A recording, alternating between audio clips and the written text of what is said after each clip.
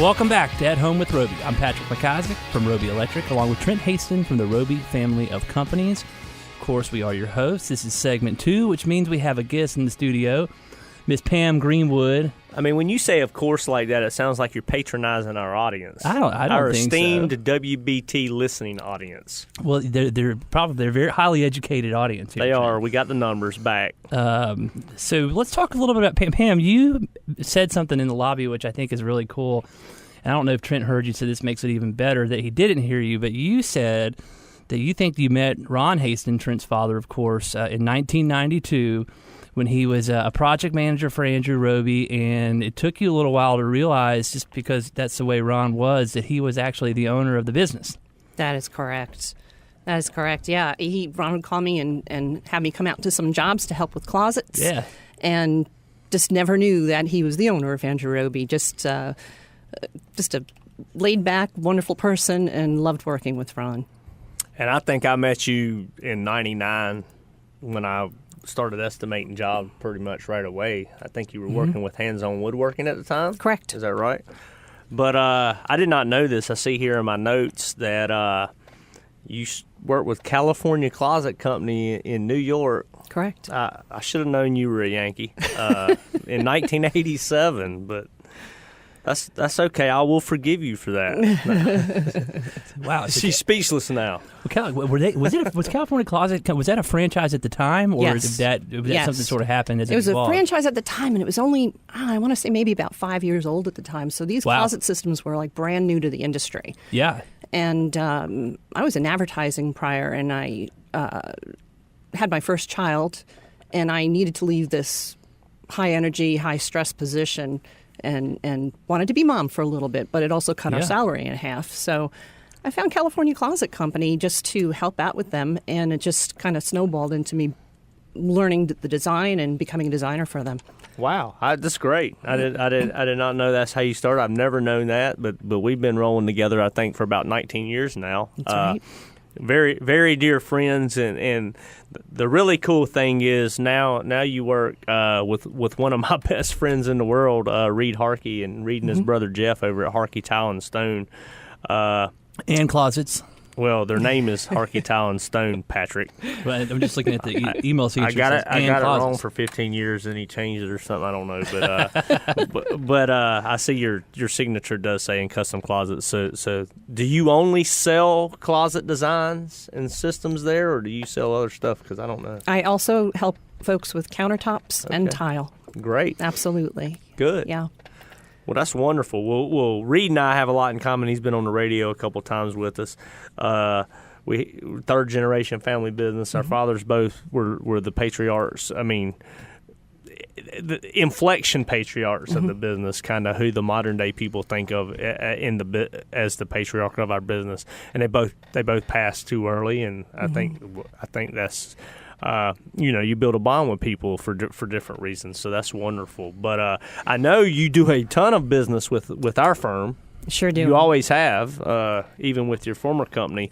I mean, you and I directly did a ton of business together, but now you do a ton of business with our project managers and stuff on the residential side. Correct. So walk through the process, because when I was a kid growing up, we did less closet systems and more rod and shelf, right? Plywood, rod and shelf, throw a little bit of screen mold on the front of that plywood. We used the really heavy metal posts, the galvanized metal, Right. like 28 gauge or 4 gauge. I don't know which is bigger, Yeah. higher or lower, but but that's what I have in my parents' house, and that's what I Sure. grew up with. But now there's so many cool customizations and bells and whistles, and frankly, Absolutely. it's economical to use. So when somebody's doing a master closet or even a kid's closet, you can really customize it. Absolutely. First and foremost, when I do my job, is to utilize every bit of wall space to the ceiling reach or the top shelf reach that I can for the client. And when you do that, and if you put a set of drawers in a master closet for him and her, it eliminates furniture in the bedroom. So for what we pay these days for per square footage for our homes, it makes great sense to get everything into the closet, and as I call it, one-stop dressing, because everything's there. One-stop dressing. Mm-hmm. Do you like putting countertops in closets? Sure. I have a countertop island in my closet that has drawers. My underwear and sock drawer, T-shirt drawer. I have 3, and my wife has 3, and then we have a side that's open for our hamper for our clothes. Right.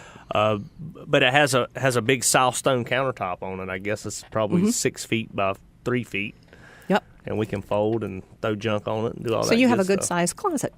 Yeah. My closet's 3 by 4. No, his closet is it would put some people's living rooms to shame. It is a massive My closet is half the size of my house, actually. And in the other half, I have a kitchen, a living room, and 4 kids. Yeah. but Pam, you make a great point, because we live in a house that was built in 2006, and the closets are small. And they're small, and so clothes find their way all over the place. They're on a little couch love seat we have in our bedroom. They get put on a chair that we have. I mean, but you're right. So it's the one thing I think that we would want to change in our home would be the closet, because for some reason they made the closet, it's tiny. I mean, my wife has all of her stuff in our closet, and I have nothing. I have to go over to the guest room and use that closet. Wow. So there is, I mean, it's maybe one of those things that people don't think about, but it really can create some, to your point, some more space in the house without even realizing it. Exactly. So Yeah. I mean, so everybody thinks, I don't need a custom closet unless I have a bedroom size closet, kind of like we were joking about. But you have here in the notes, sometimes the smallest closet makes the biggest difference, Right. because you can make the Absolutely. space more That's kinda efficient. where I was going. Sure. So like a hall closet or a kid's bedroom, secondary bedroom closet, a guest closet, Coat closets. coat closet. I mean, how tight are coat closets sometimes? So we put in 2 rods and a little bit of shelving with coat hanging, and it's amazing what it can do. Well, I'm telling you, like a guest bedroom, like if I go over to my buddy's house and stay the night, Reagan and I and the kids, or just Reagan and I, or we go out of town and we stay at a cottage or something, not that I even really use the closet, but when I open the closet, if it's tricked out and cool, it makes me feel better. I'm Absolutely. like, man, this is really neat. Actually, I will take my clothes out of my suitcase and put them in a nice drawer in the closet if it's there. So That's exactly what I have in my own guest room. So I've got shelves for my guests to come in and be able to empty their suitcases and just utilize. So Friday the, night, Reagan and I will be there with 4 kids. You got it. Okay. We'll take them out on the boat. Yeah, There you go. I see all your boating pictures on Facebook, so it's wonderful. Not like late living, I'm a river rat.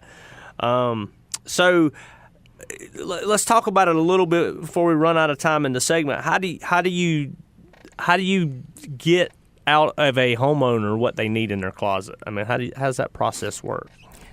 If I'm going to a homeowner and I'm changing their existing closet, I feel like it's my job to evaluate what's in the closet. I will literally count their shoes. If the husband's not there, how tall is he? I've done a lot of work for sports people, and I find out they're 6'8", and so we need to make sure that we accommodate the system. Even though it's adjustable, we need to make it taller and make sure that clothing doesn't hit the floor and whatnot. But I go in and I evaluate. If it's a new build, I'll still then shoot them some questions. How many pairs of shoes do you each have? How many dresses do I need to accommodate for her? Drawers. Do you need a hamper? I was just at a house the other day, and they actually had their laundry right outside their master closet, so they didn't need a hamper. But those questions can be important if it's on the other side of the house. Yeah, I tell people all the time, we put my washer and dryer in my closet, and we have a laundry chute because we're in the basement. So we have a laundry chute down to it, and everybody goes, oh my gosh, the lint in your closet. Honestly, with a modern day washer and dryer, that's not the problem. Yeah. Right? Have proper venting on your your dryer duct. But we love it. I have a little ironing board there. I iron my shirts every day, and we have a sink, and I have my coffee machine there. So That's it's really perfect. cool, TV. That's perfect. I have a TV. Yeah. I don't watch TV anymore because it'll make me sour.